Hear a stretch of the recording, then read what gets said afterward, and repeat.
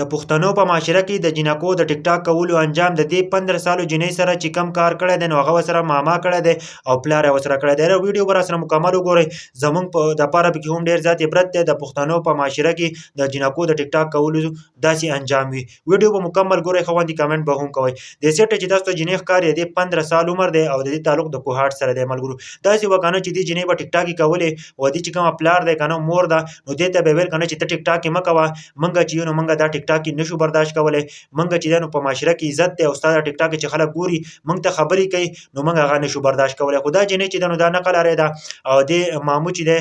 ماما یې چې دی نو هغه په امریکا کې و نو هغه هم دا خبره کړې وه چې دې جنۍ ته وایه چې ټیک ټاک یې مه کوه او هغه چې کله ترې خبر شوی و نو هغه سیده پاکستان ته راغی او چې ماما یې کله پاکستان ته راغی که نه او د دې پلار ته یې وویل که نه تقریبا یوه هفته یې وشوه او د جنۍ د پلار ته یې وویل که نه چې دا جنۍ چې ده نو ختمول غواړي، دا چې ده نو موږ شرموي او دا د ټیک ټاک یې نه پرېږدي، کله په ټیک ټاکو باندې لایو راځي او کله په ټیک ټاک باندې ویډیوګانې کوي. نو هغه ولګېد که نه او مامو یې ولګېدو او دا پلار یې ولګېد او دا جنۍ چې ده نو ختمه کړله. کله چې دا ختمه کړه که نه د پلار د جنۍ پلار او دا ماما چې دی نو دی بیا پولیسو هم ونیول او دوی دا وویل که نه چې دا موږ پخپله ختمه کړې ده او دا مکمل واقعه یې بیان کړله چې دا موږ د دې وجې نه ختمه کړله چې زموږ په معاشره کې عزت دی او دا چې ده نو زموږ عزت نه کوي او دا چې ده نو ټیک ټاکو باندې لایو راځي او ټیک ټاک یې کوي او موږ شرموي نو دې وجې نه موږ ختمه کړله. عام طور باندې په دې ویډیو کې زموږ دپاره هم ډېر زیات عبرت دی. نن سبا چې کومه ټیک ټاک شروع دي په ټیک ټاک کې چې کومه فحاشۍ شروع دي نو ستاسو ذهن به مکمل وخوځېږي یار که دا په ټیک ټاکو کې چې لایو راځي پنشمنټ یې کومک دي نو ستاسو ذهن به وخوځېږي.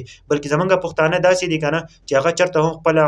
خور لور چې ده نو هغه ټیک ټاک ته نه مخامخ کوي، هغه بې عزتۍ نه ورکوي، هغه وایي که نه چې زما لور چې ده نو دا بې عزته نه شي، زه په خپله بې عزته نه شم، زما په معاشره کې عزت دی. خو عام طور باندې دا دې کس ښه کار کړی دی او که نه دی کړی. د ماما او د پلار چې ده نو د خپل د لور چې ده نو دی وژل د دې پلار که نه آیا دا ښه کار کړی دی او که نه دی کمنټ وکړئ.